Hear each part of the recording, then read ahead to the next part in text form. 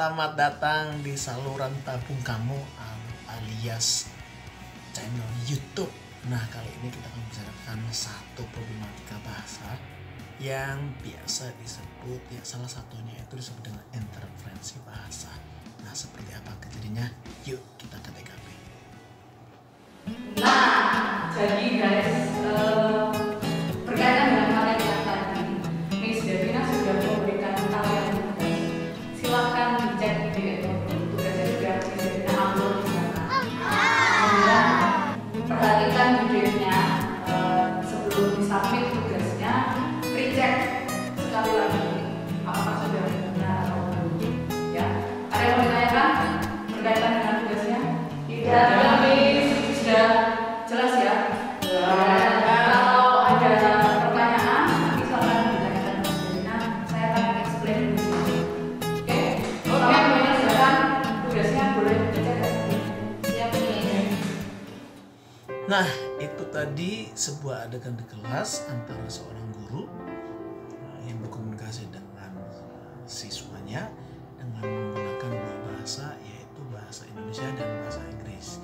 Sebelum saya mengulas kasus apa sebenarnya yang terjadi, saya akan mengulas sedikit tentang perkembangan dan perubahan bahasa. Bahasa itu selalu berkembang dan selalu berubah. Hal tersebut terjadi karena di sektor lain juga mengalami perubahan. Contohnya perubahan sosial, perubahan ekonomi, perubahan budaya, perubahan politik, dan sebagainya. Perkembangan bahasa yang paling pesat sebenarnya terjadi dalam ilmu pengetahuan dan teknologi. Nah, terjadinya kontak di bidang teknologi, ilmu pengetahuan dengan politik, ekonomi, budaya itu menyebabkan bahasa itu saling terpengaruh antara satu bahasa dengan bahasa yang lain. Nah, di kasus yang tadi seorang guru yang menggunakan dua bahasa di dalam satu kelas itu disebut dengan kasus interferensi bahasa. Bahasa awamnya disebut dengan pencampuran bahasa. Interferensi bahasa disebut dengan penyimpangan norma kebahasaan yang terjadi dalam ujaran dwi bahasawan karena keakrabannya dengan lebih dari satu bahasa yang disebabkan oleh adanya kontak bahasa. Nah, kontak bahasa ini sebenarnya akan mengakibatkan terjadinya transfer bahasa atau pemindahan unsur bahasa dari satu bahasa ke bahasa yang lain. Nah, hal tersebut terjadi disebabkan oleh tiga faktor sebenarnya. Interferensi ini terjadi karena bisa jadi yang pertama, satu, minimnya kosakata yang dimiliki oleh si penutur atau tidak cukupnya kosakata yang dimiliki sehingga harus meminjam bahasa dari bahasa yang lain. Yang kedua, bisa jadi dimungkinkan oleh prestis. Nah, prestis itu artinya ada semacam harga diri. Ketika kita menggunakan lebih dari satu bahasa yang lain, itu akan meningkatkan harga diri. Nah, ini sebenarnya ya bisa dikatakan seringkali terjadi di masyarakat kita, terutama di kalangan kritis. Nah, yang ketiga ini yang paling ngeri sebenarnya, karena ketika seorang mencampurkan bahasa atau mengalami kasus interferensi bahasa, ini bisa disebut sebagai ketidaksetiaan terhadap bahasa si penutur.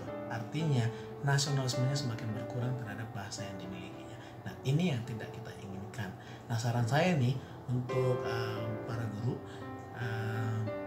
kalau mau menggunakan bahasa Indonesia yang baik dan benar, ya harus konsisten. Kalau mau menggunakan bahasa Inggris yang baik dan benar juga harus konsisten, sehingga tidak menimbulkan kebingungan di orang-orang yang mendengarkannya. Karena begini, karena tidak semua orang juga mengerti dengan bahasa Inggris, karena tidak semua orang juga mengerti bahasa-bahasa lain yang kadang-kadang menurut kita tahu, tapi menurut orang lain tidak belum tentu juga mengerti. Nah, saran saya adalah pergunakan bahasa apapun yang Anda kuasai, itu tempatkan sesuai dengan porsinya. Kalau menggunakan bahasa Indonesia, sudah pakai bahasa Indonesia dengan konsisten. Kalau menggunakan bahasa Inggris, pergunakan bahasa Inggris dengan konsisten. Jangan dicampur-campur. Kalau dicampur, itu nanti terjadi kesalahpahaman antara si penutur dan si penerima. Oke, sekian dulu pembahasan tentang interferensi bahasa. Nanti kita akan bertemu